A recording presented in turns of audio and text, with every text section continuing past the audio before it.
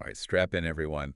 We're about to take a deep dive into the fascinating world Yeah, of Times Square and how it changed so much. totally. Um, we'll be using Money Jungle by Benjamin Chesluck A as our guide for this journey. great book. It is. It goes way beyond just those flashing lights, the spectacle of it all, Right. to uncover a really intricate story about urban planning. And how they controlled Social control. social control, yeah, and corporate power. Exactly. Like, how did this Oh, no. place that used to be, well, kind of seedy. Yeah, in the late 20th century. Yeah, with Adult entertainment. all those theaters, Yeah, and all the crime. petty crime, all of that. How did it become this, Family friendly. corporate Yeah. spectacle? Yeah, It's wild. it really is. It's almost like, you're stepping out of Like Taxi Driver. a Scorsese movie, right, into a Disney. Theme park. Yes, and Money Jungle really does dig deeper, right? Shows how They were clever. the developers, They used nostalgia so the old Times Square, to sell this whole new vision. right? It's like they loved that gritty energy, but also wanted to get rid of it. I know, and replace it with these. Corporate spaces. Yeah, like take the Disney store sign Uh-huh. that mimics the old competition between signs. Yeah, the aesthetics. But it's also sanitized now. Totally. Like a nod to a past that never really was. Speaking of sanitized, there's this concept of, Defensive architecture. defensive architecture. It's But- in the book, and it's fascinating. Yeah. So it's not just about how things look, Right. right? No, it's about behavior. It's about controlling Controlling it, yeah, without being obvious. and the flow of people. Exact. It's like built-in control. Yeah.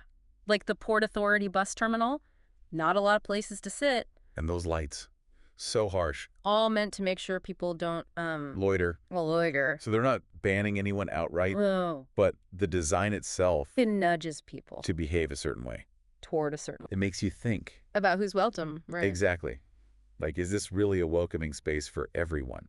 Good question. And Money Jungle explores that It does. ethical gray area. It talks about social service programs, too, like the Midtown Community Court. Right. Were they truly there to help people? Or was it a way to manage Managed, the homeless population? yeah, in this new shiny Times Square. Right. Makes you wonder. Right. And then there's this whole other layer, What's that? the 42nd Street Art Project. Oh, yeah. This temporary thing, that brought art into the mix. Yeah. It's like they were removing the grit, Uh-huh. but then injecting this curated edge. Jenny Holzer. Yes. Yeah. Those truisms on the old theater marquees. So different from Broadway. So different. It's like they embraced the grittiness while removing it. It's kind of like... A distraction. Or a way to attract attention. Or maybe even to The anxieties. the corporations taking over. Could be. It's almost like they created this, Fake rebellion. to attract investors who wanted Something real. authentic. Yeah. And that idea of calculated authenticity It shows up. with the workforce, too. Oh, right. Times Square Inc. Yes. The program to prepare people. For jobs in the new Times Square. And there's this story, it's really poignant, about a trainee Mm-hmm. with a background in construction. Trying to write his resume. Exactly. And it shows this clash between Without his, experiences. and the pressure to fit this. Corporate image? So did this program really empower these people? Mm. Or did it just make them conform Erase their past. to fit corporate expectations? Yeah, It's a big question. it is. And then it wasn't just individuals who had to deal with this change. No. Money Jungle also gives voice to, The community. community groups who were fighting these. Redevelopment plans. They were worried about being displaced Losing their neighborhood. and all that corporate power. They didn't want that. And they were vocal. Chesluck describes those community meetings Oh, yeah. so vividly. We're worried about The new buildings blocking the sunlight. and the shadows they'd cast. You know what would happen to the local? businesses? Yeah, It was a fight. it was. And it shows how important community engagement is, Absolutely. It matters. especially in urban planning. When decisions affect people's lives. And you know what? It reveals this paradox. A paradox. At the heart of Times Square, you have this corporate power, And individual freedom. exploitation, all happening at the same time. In this crazy, ever-changing place. It's like a microcosm The bigger picture. of what's happening in cities everywhere. It really is. Money Jungle gives us a really unique way to see. Not just Times Square's history, but the forces shaping our cities. All over the world. And those forces, they're complex. They are. We've only just begun to explore them. I know. Ready to dive in deeper. Absolutely. Let's do it. So let's think about Bryant Park for a second. Bryant Park? Yeah, right by the New York Public Library. Oh, okay. It's an interesting example. Oh. Defensive architecture. Really? It always seems so... Peaceful. Peaceful, right. Like a refuge. No. How is that defensive? Well, it's how it transformed. Okay. Back in the mid-20th century, it was designed to be kind of hidden from the street. You couldn't see into it. Ah, I see. And that made it a spot for... trouble. Well, illicit activities. So seclusion actually made it less safe. Totally. It was hard to monitor, yeah. So what did they do? Well, in the 80s, they changed everything. Everything. They opened it up, got rid of the bushes, leveled the ground. So you could see. Right into the park. Oh, it made it feel safer. Interesting. Less crime. But did they lose something too? Maybe. It became less spontaneous. Less free. Yeah. You can't just gather anywhere anymore. So it's a trade-off. It always is. Safety versus freedom. Makes you think. Now, what about 42nd Street? That was the heart of it all. Oh, yeah. The original plans were huge.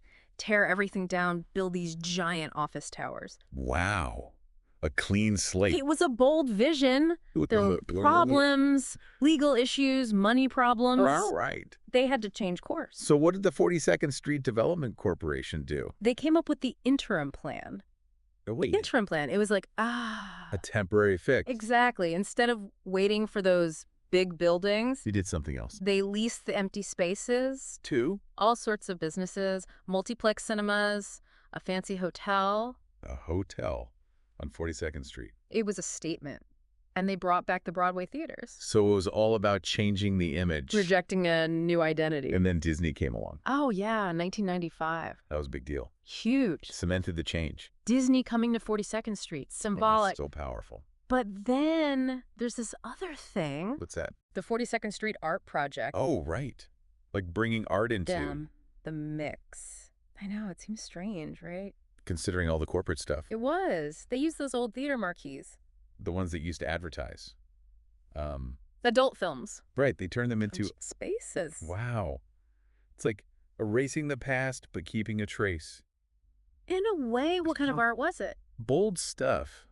Jenny Holzer's truisms. Those were great. They were. And they had haiku on 42nd Street, too. Haiku in Times Square. It was a juxtaposition, but it worked. So what was the point of all this art? I think it was about control. Control. Of the narrative. They wanted to maintain a bit of that. Edge. Yeah, but a curated edge. Something to attract people. Who wanted authenticity. Exactly. But was it authentic? It's the question, isn't it? This curated rebellion. Like Times Square Inc. Oh, right. It was about preparing people. New jobs. Yeah, but it felt like this clash between... real lives. And corporate expectations. Money Jungle really highlights The book does. It talks about how they focused on... appearances? Self-presentation. Teaching them to fit in? To the corporate world. Did they have to change who they were? It's a good question. Cheslook talks about how they worked on... resumes? Even how they spoke? It was a lot. Was it too much? Well, many of these trainees... from different backgrounds, not corporate backgrounds. Like the construction worker? Yeah, trying to make his experience fit. That's tough. To erase your past. To fit someone else's mold. It is. Did they get any help with this? Cheslook mentions exercises, activities. That helped them. To help them reflect, grow. So it wasn't just about... Sidestep. There was one exercise, it was intense. Oh, what was it? They had to write a gravestone entry. A gravestone entry. For themselves. Wow. It made them think about their aspirations, their legacy. Heavy stuff. It was. It was about... self-improvement. Taking control of their future. But did it also limit them? What do you mean? Did it make them think that corporate success was the only way? Cheslook struggles with that. He does. He sees both sides. The good and the bad. He admires the program, but worries about... its limitations? Yeah. Like it might stifle creativity. Individuality. Right. It's like the redevelopment itself. Ambitious, but flawed. With consequences. That weren't intended. We can't forget about the community, though. Oh, right. They fought back. They didn't want to be erased. They wanted a say in their future. Money Jungle captures those community meetings. The tension. The passion. It was powerful. They were scared of being displaced, losing their neighborhood, Their home. and they didn't trust the corporations. It shows how important it is to listen to the community. To their concerns. Especially when you're making big changes. That affect their lives. They may not have all the power. But their voices matter. It's a reminder that redevelopment isn't always a simple story. It's messy. And complex. With winners and losers. Times Square is a perfect example of that. It's this mix of progress and control, opportunity and displacement. It's a microcosm of what's happening in cities all over. Globalization, gentrification. And privatization of public space. Money Jungle helps us understand these trends. And how they play out in real life. We need to learn from Times Square. To make our cities more just. More equitable. And more inclusive. And to make sure that progress doesn't come at the expense of the people who actually live there. Exactly. Money Jungle is a great guide for that. It makes us think critically. About the stories behind our cities. And the forces that shape them. It's a powerful book. It is. Now, before we move on. To what? There's one last piece from the book we need to discuss. Okay, what's that? Quality of life offenses. That's a tricky one. It is. It's about what's acceptable in public spaces. And who gets to decide. Right. So how did this idea come about? So where did this whole quality of life thing begin? Well, Chesluck takes us back to the 80s in New York. Crime was up, and the city felt kind of run down. Yeah, that's when the broken windows theory became popular. Broken windows. It argued that even small signs of disorder, like a broken window, graffiti, I see. could lead to more serious crimes. So fix the small things. And prevent bigger problems. Makes sense, but it seems like it could be used unfairly. Against certain people. Exactly. There's debate about how well it worked. Right. But it definitely influenced how the police acted. They focused on these minor offenses instead of the root causes of crime. And who did that hurt the most? People who were already struggling. The homeless, the poor. Those without resources. That's like the system was working against them. Money Jungle really digs into this. It does. Was this about making life better for everyone? Or was it about controlling certain people? Making them disappear. From this new Times Square. And it's still relevant today. It is. Cities are still dealing with homelessness, poverty. And we still see this tendency to criminalize poverty. Instead of helping people. It's a complex issue. So how did this all play out in Times Square? Well, the developers had this vision. For a new Times Square. Clean, corporate. And those quality of life offenses? They didn't fit the image. So anyone who didn't fit in? The panhandlers, the street performers. They were seen as problems to be solved. Obstacles to progress. Money Jungle gives examples of how this happened. Like what? The Midtown Community Court. It was supposed to be a good thing, right? It was seen as progressive. Helping people instead of punishing them. But Chesluck suggests it was more than that. More than that? It was strategically located in Times Square. And it was efficient. And it had close ties to developers. So it was about controlling people. In a subtle way. Like a part of that defensive architecture. Exactly. And then there's the BB. Go what? The Business Improvement District. They had their own security. Private police. And they worked closely with the NYPD. To enforce these quality of life rules. So it was a coordinated effort. To create a certain type of environment. One that fit the developer's vision. But Chesluck also talks about the people who were hurt by this. The ones who were displaced. Pushed out of their homes. Forgotten in the story of progress. It's a reminder that progress has a cost. And sometimes that cost falls on the most vulnerable. Money Jungle makes us think about what a just city looks like. One that includes everyone. Not just the ones who fit in. It challenges us to question the narratives of progress. And to listen to the voices of those who are often silenced. So after this deep dive into Money Jungle, what have we learned? We've seen how Times Square changed. From seedy to corporate. And the forces behind that change. The planning, the control, the resistance. It's been a journey into the heart of a city. And into the complexities of urban transformation. Money Jungle reminds us that these stories are important.